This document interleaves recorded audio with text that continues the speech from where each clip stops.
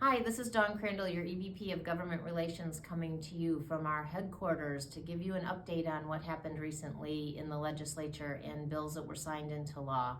Recently, Governor Whitmer signed 4 bills into law that will allow you to have additional tools to work with your local units of government to create workforce housing in your area.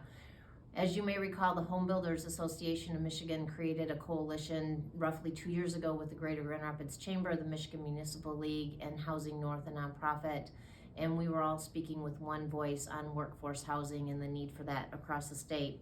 We are fortunate to have a bipartisan, bicameral group of legislators who stood with us and unveiled a package of bills that were signed into law. Senator Brinks had Senate Bill 362, that allow local governments to create an attainable housing district where property owners can apply for partial tax exemptions, reducing real property taxes to 50% of the average statewide commercial industrial utility for up to 12 years if they meet certain affordability criteria determined by the local government.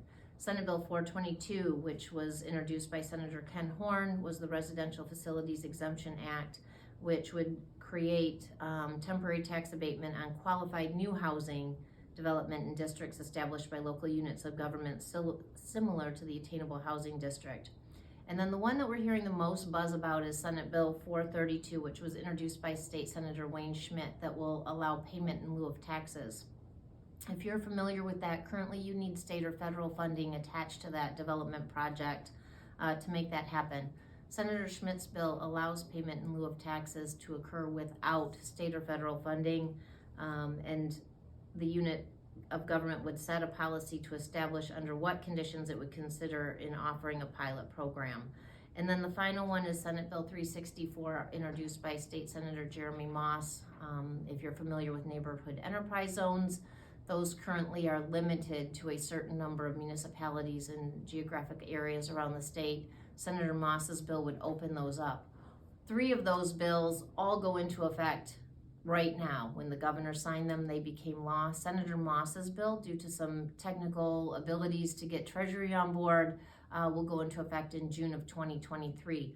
All of these bills have a sunset date within the next 5 years. That doesn't mean that they have to be completed in 5 years.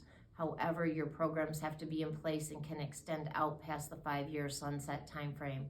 If you have any questions, please don't hesitate to contact me at 517-582-3000, where I can provide you additional information. If you are going to use one of these tools, we would like to know your story. Legislators want to be at groundbreakings to show the impact that these are going to have on Michigan's economy. And we will continue to work on these issues as we move into the new year for 2023-2024, when the new legislative session begins on January 11th. Thanks, and have a happy holiday.